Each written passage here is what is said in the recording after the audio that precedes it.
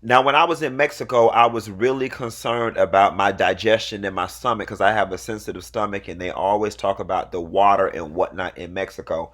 I was hitting this sea moss hard when I was in Mexico, y'all, and I tell you, it did wonders for my digestion and for my energy level. Introducing all those foreign foods and spices to my body, I just knew my stomach was going to be tore up 10 ways past Sunday. And this sea moss helped keep me regular, balanced, had my energy levels up. Y'all drop down in the description box and get you some of this sea moss, mix it with your tea or whatever the case may be, and you will be right. Click the link in the description box to purchase these and other fine products.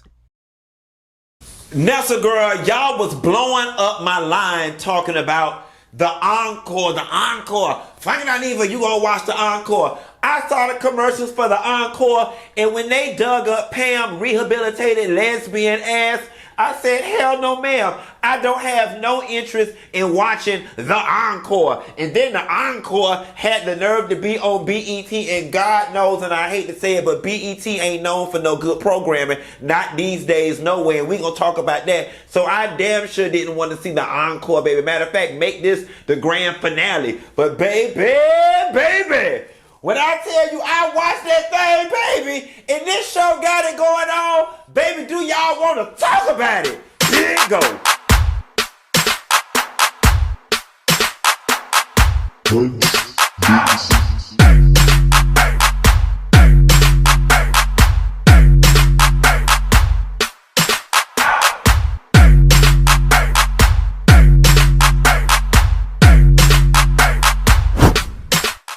Nessa girl, I was laying down yesterday in my bed, hungover like I always do. And the people was on my Instagram. And Carlos King had left a couple comments throughout some of my posts saying, Nessa girl, the people want you to watch the Encore. And I was laying there, I was like, you know what? I'm not doing anything right now except watching old episodes of Matlock. If I'm going to watch Matlock, the Encore can't be no worse than Matlock. So let me just see what these girls, see what Pam them is over there giving. Baby, 10 minutes into that bitch, I could not turn it off. Now y'all know, when I get like this, I be excited about the thing.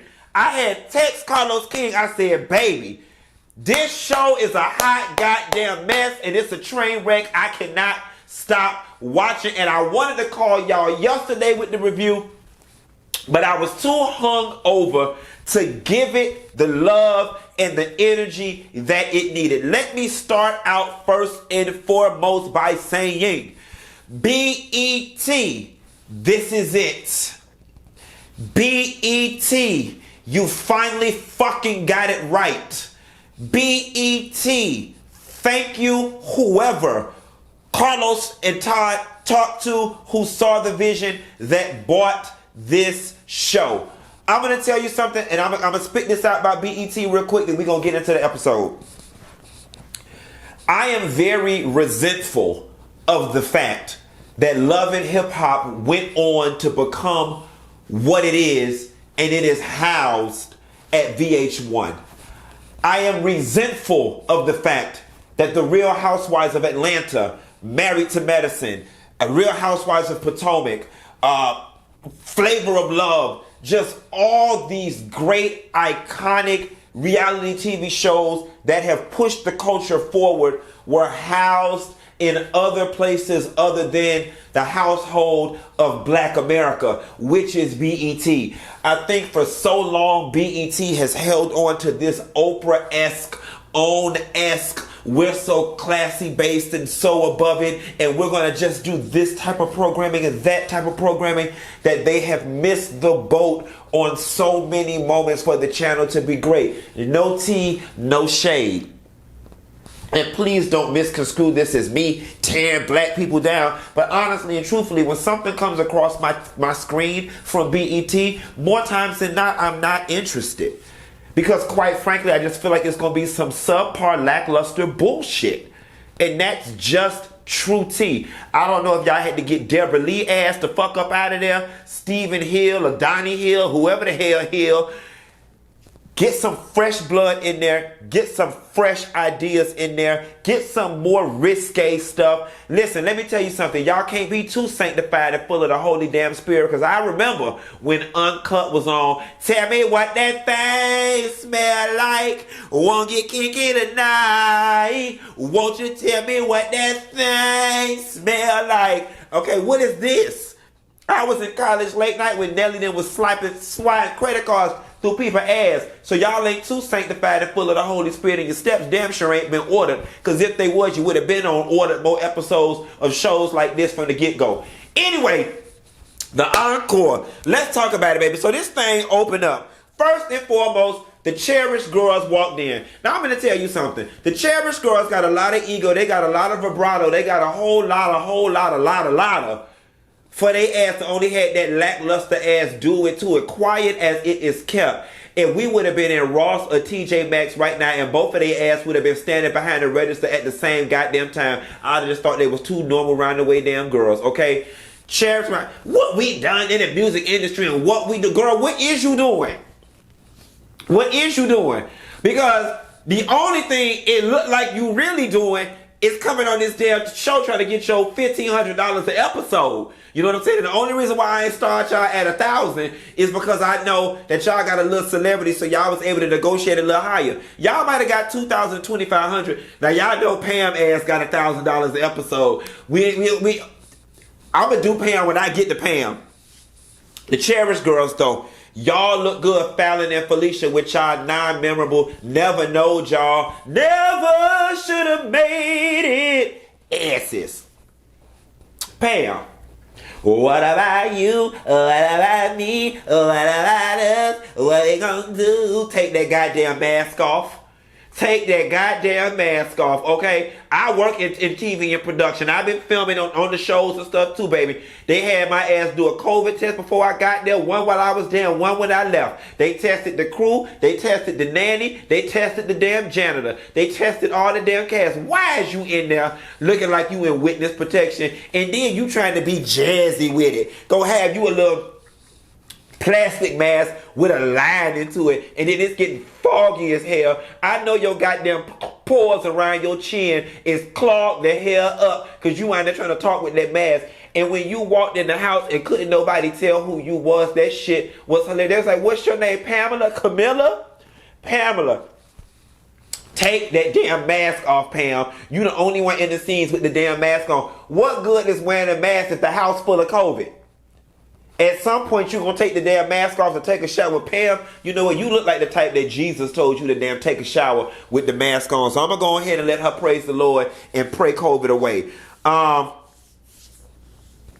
Pam talking about God told her to be here. Nah, Pam, what about you? You going to tell the truth? Diddy got your damn money and the bill collectors told your ass to be there, okay? And Keisha Epps' ass ain't want to do that bad boy reunion tour because my Epps make all that damn money and you and Kima couldn't tour, okay? Your bills told you to be there. We gonna start telling the truth. Stop putting God in the midst of chaos and bullshit. God is an orderly God, a decent. He's not the master of confusion, and he damn sure don't deal in lies.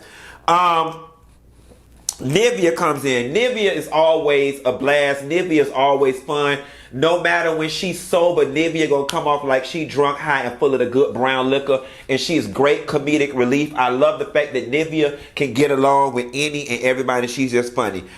Shamari comes in. You know, I'm not gonna lie to you. Shamari, when I saw her in the preview, she was another part of the reason why I kind of didn't want to see the show, because after doing her stint on The Real Housewives of Atlanta, it just came off very, you know, passe music star bouncing from show to show trying to get a check. But I'm going to honestly say this. Believe it or not, Shamari works better on this show than she did on The Real Housewives of Atlanta. For whatever reason, she works. She is in her element here, and I really like her here. Although I wish they would have given her another opportunity over there with the Housewives. She really works in this setting. Aubrey O'Day. Lord, Pam, please pray for me to brighten my tongue so I don't rip this poor white woman to shreds. Lord, have mercy. We're not trying to do this on Friday. And it's BET, the classy base station. Aubrey Diddy must have gave you too much damn money because you went and bought too much. I mean, I know they was doing the buy one, get one free plastic surgery on the face, but bitch, did you have to redeem both the damn coupons on the same day? Whatever the hell you got pumped in your face, bitch, you need to flush down the toilet. You got Fix-A-Flat and Palmer's glue in your cheeks, in your lips, in your thighs, in your titties, in your torso, in your bike, in your shoulders, in your décolletage. You got it, girl, you probably got it in your brain at this damn point. Can somebody, for the life of me, on Juneteenth, explain to me what in the body dysmorphia hell is white women going through? Like, you, listen, I pride myself on being rational, reasonable, and logical. I'm sorry, there's never going to come a day on this planet that you're going to tell me that a white woman gets her ass up off that plastic surgery table, she looks in the mirror and thinks she looks good. Y'all not going to tell me that. I refuse. My God ain't set up like that.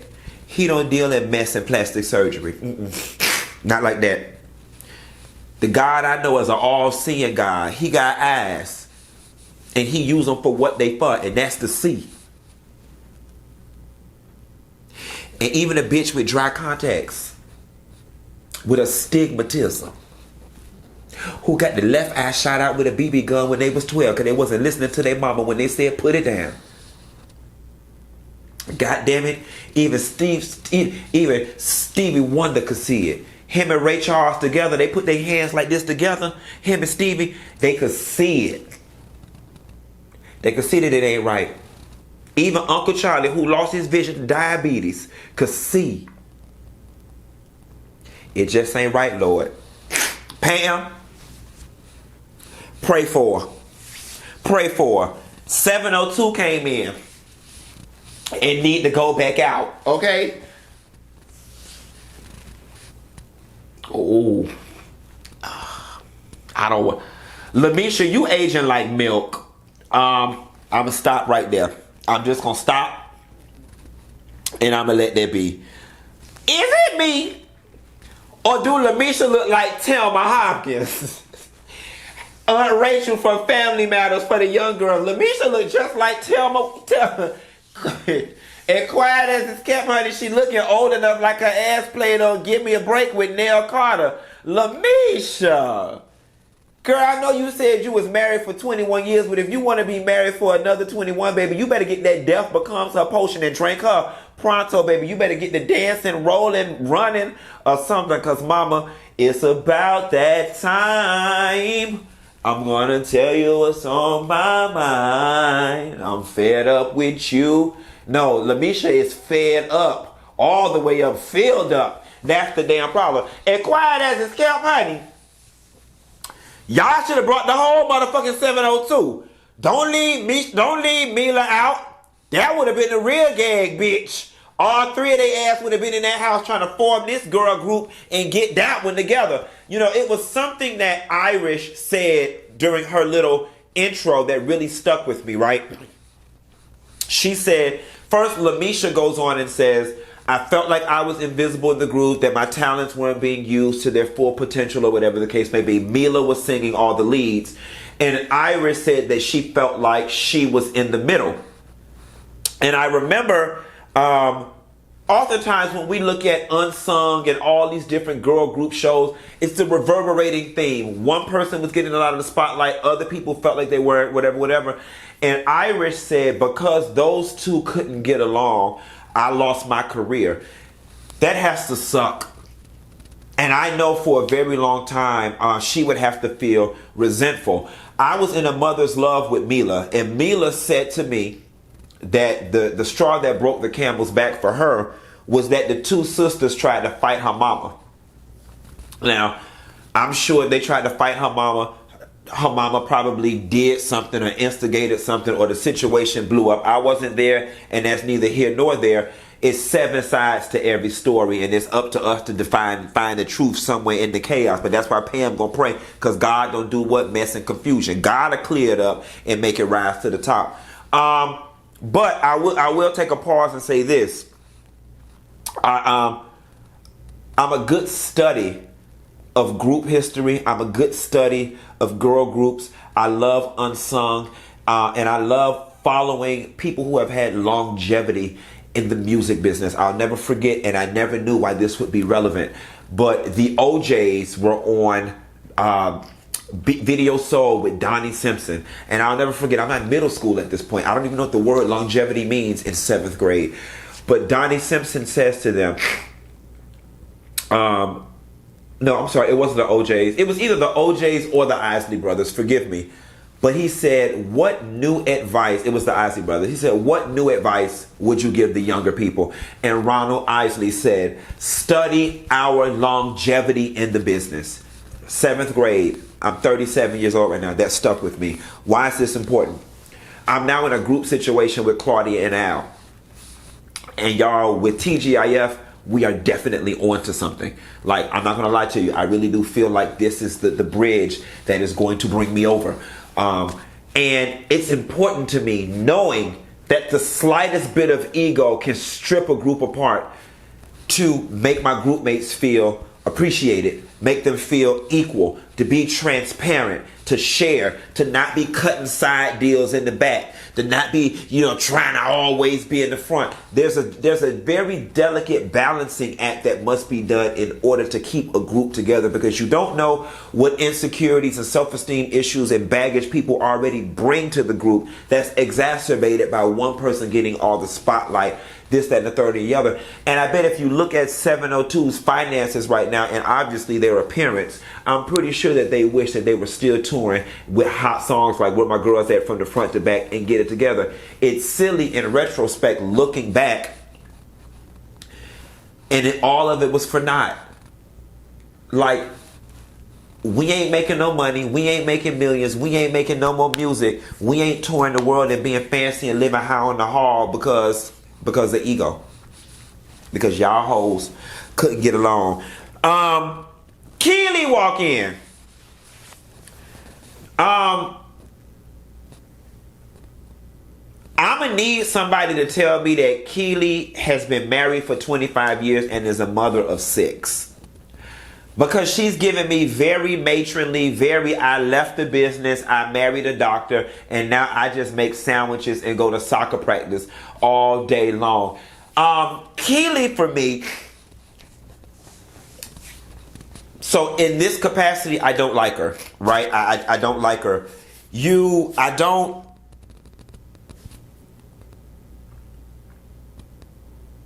I tend to have issues with people who lack self-awareness. I tend to have issues with people who walk into rooms of people and they are more focused on asserting dominance and dominion over the people than they are gelling and fitting in. That's problematic for me. Keely walks in and she says to these ladies, many of which that are almost twice her age, I'm not going to be a singer, I'm going to be y'all's creative director. And no one communicated that to the group from a place of authority.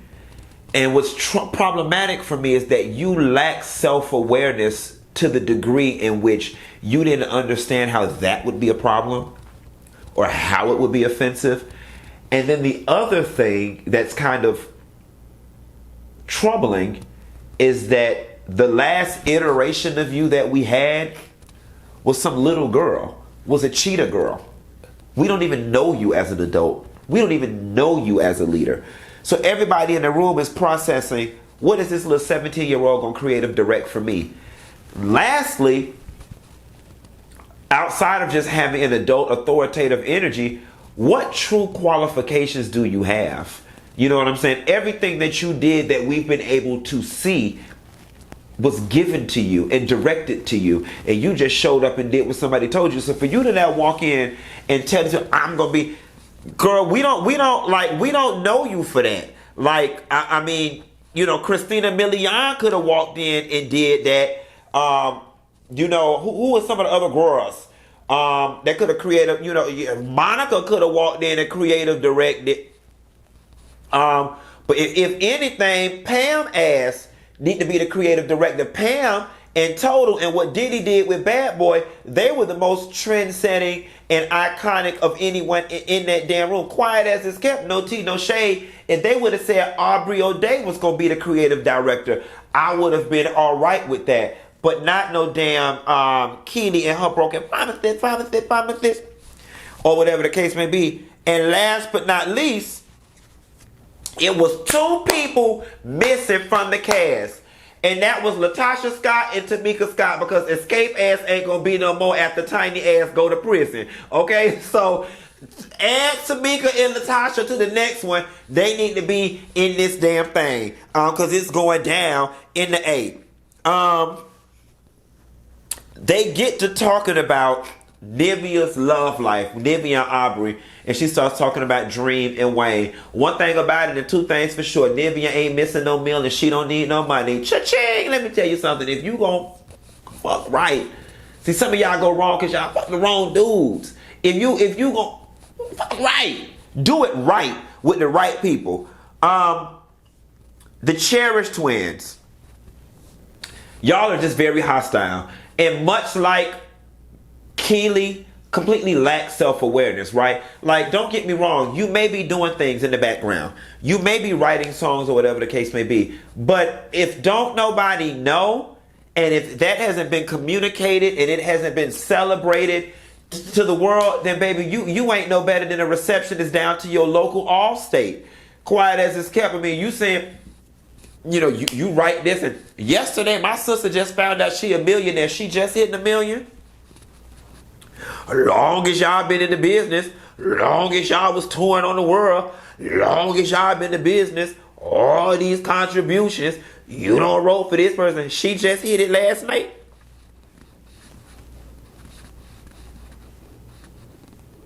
I know ghetto bitches selling Nutraverse and tea, bitch. They been hit $1 million, and she just hit it last night. Okay? Tone it down a bit. Y'all ain't no spring chickens.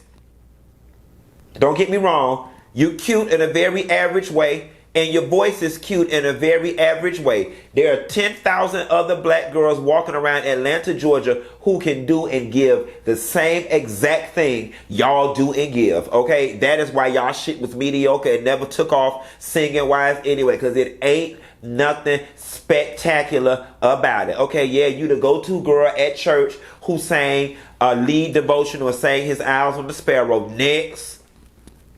It's 50 churches on every damn block of any black city, USA. Not too much, sus. Not too much. And y'all came in giving the girls too much. And then gonna talk about, we don't need this. Let's go. We came here to do this for y'all. Y'all could barely do something for y'all damn self. Because if you could, you wouldn't be here. Let's not get it twisted. Michelle Williams is not there. Kelly Rowland is not there. Tamia is not there. Deborah Cox is not there.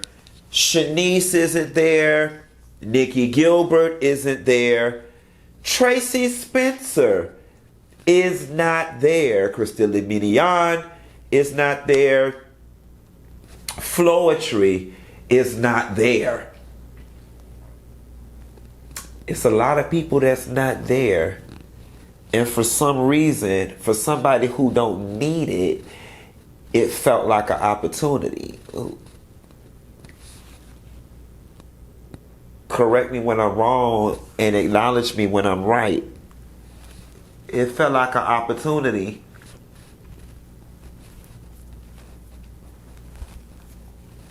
Because it was. Okay! Trying to act like you don't need it. And there's a lot of other things you could have been doing with your damn time. Like sitting at home writing more songs and selling them for $1 million so you could be rich again tomorrow night, right? Okay, girl, not to the girls kill me. Want to sit on the same bitch, we sitting on the same motherfucking stage. Y'all sitting up there with Pam in her masses and her Payless shoes and them cotton set sweatsuits and them beat up Bibles. Y'all need it. So, Cedar baby, Cedar looked real good. I don't know why. Isn't me? I always thought Cedar's voice was played by Monique. Wouldn't it be a secret? Can y'all please tell us who Cedar is? And I know Cedar ass glad to have a job because we ain't heard from Cedar in a long time. Hopefully Cedar is a voiceover actress who stayed working like Cree Summer. But once again, Pam sitting her ass down there in the living room with that damn mask on. Now, the great equalizer is always when they ask the girls to sing. Y'all see when they tried to ask Latavia Robinson to sing, Mama was having all kind of strokes and conniptions and couldn't do it. Oh, excuse me. She couldn't do it, or whatever the case may be. So I was like, huh. And let me back up for a minute. A large part of me felt like the reason why Keely walked in and said she wanted to be the creative director is because she wasn't confident about her vocal abilities, right? That's the vibe that I got. I got the vibe that she was like, okay, I'm going to be in this room with some people who are vocal powerhouses, and instead of embarrassing myself, I'm just going to take myself out of the race. So it opens up with Keely singing. You know, Keely's got an interesting tone. It needs work. She need Miss Jan, Kim Burrell, Cinnamon. Pam need to pray for. It was cool. Nivea did good. Aubrey O'Day did good, but I was just so distracted from the lips. I'm not going to go in on this white woman. Pam.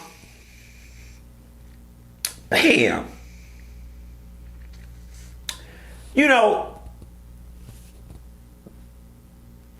Pam got that T-Boss thing. You know, Pam has that T-Boss thing going on, that she's got a very unique voice that you can build around that will only work for certain type of music and certain types of songs. I'm not going to say Pam can't sing. I just don't know what I'm going to say Pam can do. I always said the litmus test for a singer is if you can call them to the front of the church and they sing, his eye is on the sparrow. That's the mark of a singer or not. They're never going to call Sister Pamela along to the front of the church and ask her to belt His Eyes on the Sparrow or Precious Lord. But there is something in the pop arena, the fun party music arena, that Pam is able to do. I will love you anyway, even if you cannot stay.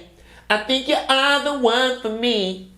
Here is where you ought to be. I just want to satisfy you. You're not mine and I can't deny it. Don't you hear me talking, baby? Love me. See, you can build around that. You can build around that. Love me now. Or, I ain't gonna start. I ain't gonna start today. Nevertheless, that was Pam. Shamari came through.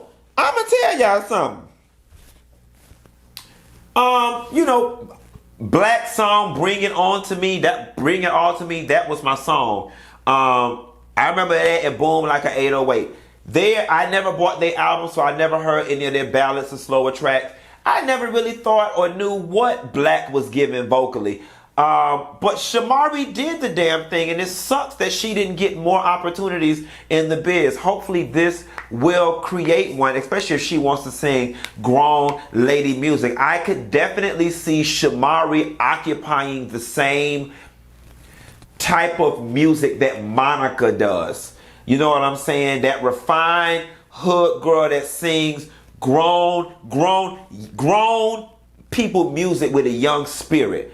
I could see her riding the same lane that Monica rides if she really got serious about her music. She's got the look, she's got the background, she's got the husband, she's got the notoriety. It would be cute. It also sucks that Lisa Lefta Lopez passed away, God rest her soul, and just the label didn't assign anybody to them to just do more with that group, because they were, like, I imagine Lisa was trying to build another TLC, and they were definitely on their way with those two big great hits that they had.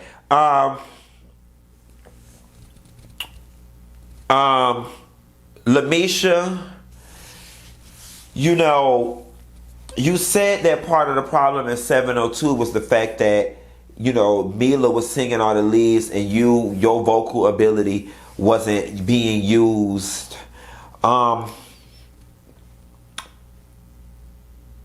And we kind of see why. You know, granted, I understand you took some time off or whatever the case may be, but just on the most basic of levels, it was a little bad, you know.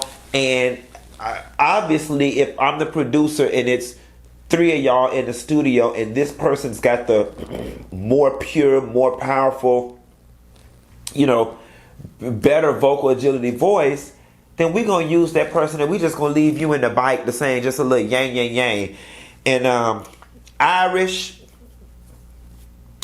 you just better hurry up and cash your checks from this show before these people realize they've been bamboozled or whatever the case may be, and you ain't even no damn singer, because I'm gonna need you not to be vocal about nothing. Don't vote on nothing. Don't start no shit. Don't have no attitude. Honey, just look cute. Be over the hair. Like, be over the clothes. Be over the hair. Like, make your presence felt. Be the house mom. Cook. Organize the girls' makeup. You know, keep them on the schedule. You know, let the drivers know when the things need to be going on. Change the kitty litter. Make these people have little waters and juices ready for the people. You know, these is all things you can do to make yourself valuable to the group. Because in the words of Rita Louise Watson Mama from Sister Act 2 pertaining to you, singing does not pay the bills. Singing does not put food on the table. Singing is a thing of the past for you. Go on. Carlos got my number. I'm going to give you my Costco card. You going to just get you some of them little juices. And get you some little fruit cups. Things for when the girls' blood sugar be low when they be dancing. Some little Kleenexes. These is just all, people need these little things. Little deodorants. You know, some pads and stuff. Little panty liners, you know. Light and heavy, because some of the girls look heavy. Heavy. Let me stop. Lord, I don't reduce this woman to a bathroom attendant. I didn't do it. Carlos did. They in there cooking, which I thought was great. I love them cooking and whatever. And the producers show up. Nivea say she want to wrap her thighs around cosign. Wrapping your thighs around the first man that walked through a door is why you got all them kids. Now, they might be rich kids, but Nivea, close up shop, god dog it. The vision for the group. Let me tell y'all something. After they went to that dance practice or whatever,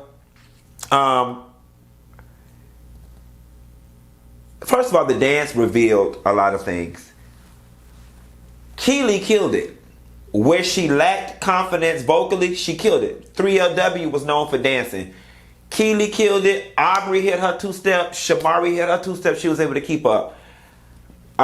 When it comes to dancing, that's when Irish should let Pam be over the water table. Shit. No, Pam, Irish, Lamisha, Nivea, they don't put you over there too, girl. Nivea, you go to the car. Pam left 2 cases of water in there. You be getting the water. Pam, you be setting up the napkins and stuff. Irish, you be, you know, taking the donuts at the Krispy Kreme thing. And Lamisha, you be walking around seeing what the people want, because it just was atrocious. And it was at that point when I was like, this is not going to work. A lot of people see Aubrey as being divisive. I think what Aubrey said made the most sense. I am totally on board with splitting that group in half. First of all, it ain't going to work, period. Y'all was sitting in the doggone meeting thing talking about what type of music. Pam already let y'all know she only going to sing anything that Yolanda Adams and Kim Burrell will approve. That ain't much, okay? She said she not doing nothing sexually suggestive, whatever the case may be. Lamisha said she's a wife. She ain't going to be doing so much. You know, I don't even know why Irish contributed, because even if you gave Irish a Grammy-worthy song the day of tomorrow, she couldn't do shit with it anyway. So you just need to be able to be glad that somebody willing to let your ass do-wop. That's the dinner you should do. And Nivea, now Nivea could go over there with Shamari and them. I just think Nivea just ended up being collateral damage. It was like, we can't completely make this look like the damn Golden Girls has been washed up, out of shape group. So girl, you just gonna have to take this one for the team. But look at it this way, Nivea. You get to be the young, cute, supple one. You know what I'm saying? While the rest of them in the back singing doo-wop, shoo-wop. Well, Irish, that's gonna put you back where you used to be in the bike or whatever. I hope it don't trigger anything and make you quit the group and y'all get to fighting and try to jump Nivea mama. But Nivea, at least you get to be the cute. Pam can't do shit vocally, neither can Irish, and barely can Lamisha. So Nivea, you really just Destiny's Child, Beyonce and them hoes in the bike. So it might just work out. Like Pam will tell you, it might not feel good, but it's gonna work out for your good. Watch around, Nivea. You gonna mess around and get solo stardom again, because you basically a solo act. Messing around with them girls.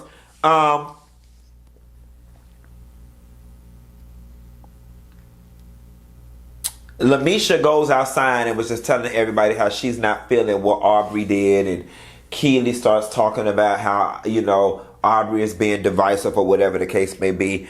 And, you know, Aubrey ends up confronting Keely. You know, I'm just not feeling Keely, and we can already see Keely's just going to be the villain of the show. I think the Cherish twins will redeem themselves.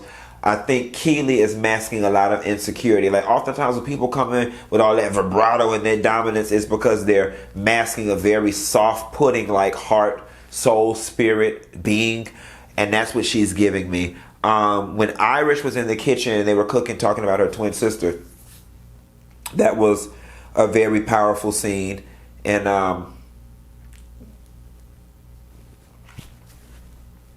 Pam is going to get on my nerve. Pam's being, who she is, her walk, is very niched, right? I'm going to go out on a limb and say the average black person is not Pam, right? Like Pam is what I would classify as a religion extremist or a religious fanatic.